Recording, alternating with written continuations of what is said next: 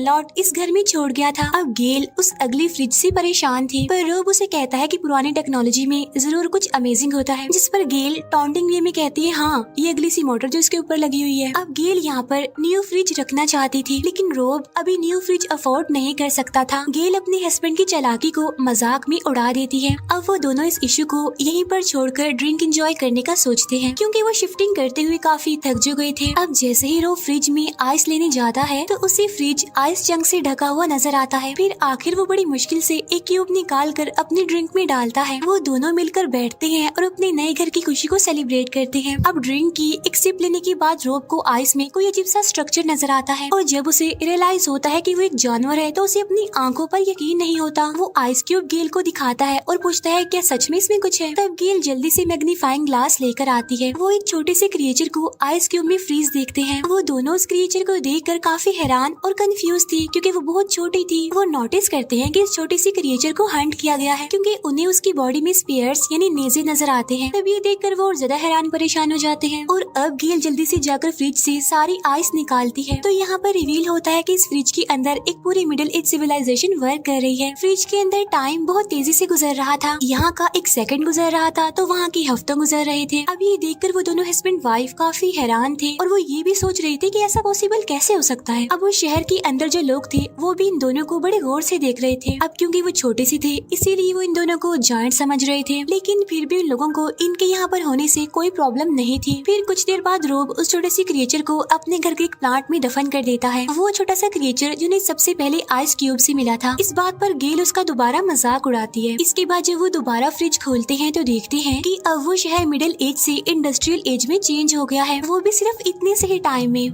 क्योंकि वो सिर्फ थोड़ी ही देर के लिए फ्रिज से दूर हुए थे, लेकिन उस शहर में तो सदियां गुजर गई थी। और अब उनके देखते ही देखते वहाँ पर कुछ ही मिनट्स में बड़ी बड़ी बिल्डिंग्स बन गई थी। अब ये देखकर रोब काफी उदास था, क्योंकि वो उस टाइम को मिस कर रहा था जो उन्होंने स्टार्ट में देखा था। वो सोच रहा था कि फ्रीजर के अंदर के लोग उन्हें क्या समझते हैं, क्या वो इन्हें गौर तो नहीं समझ रहे। लेकिन तभी वो दो कंस्ट्रक्शन वर्कर को फ्रीजर के अंदर ही उन्हीं के बारे में बात करते हुए देखते हैं। वो कह रहे थे कि हम इन दो पागल जायंट्स को हर रोज देखते हैं, और हम उस ब्रोकली को भी देखते देखते थक गए हैं जो गेल के दांतों में नजर आ रही थी। और अब उनके देखते हुए ही वो इंडस्ट्रियल कम्युनिटी मॉडर्न कम्युनिटी में चेंज हो जाती है, और वहाँ की सारी बिल्डिंग सुपर स्ट्रक्चर में चेंज हो गई थी। और साथ साथ उन्हें वो छोटी छोटी चीजें उड़ती हुई नजर आती है, जो रोब को लग रहा था कि शायद ये प्लेन्स हैं। और टाइम को गुजरते हुए वो लोग काफी गौर से देख रहे थे। रोब अब इस एज को देखकर सरप्राइज था और सोच रहा था कि अगर ये हमारी दुनिया से रिजेंबल करता है तो इस मॉडर्न एज की बात क्या होगा। और इतनी ही देर में वो वहाँ पर एक लाइटिंग ऑब्जेक्ट को देखते हैं। तब रोब हैरान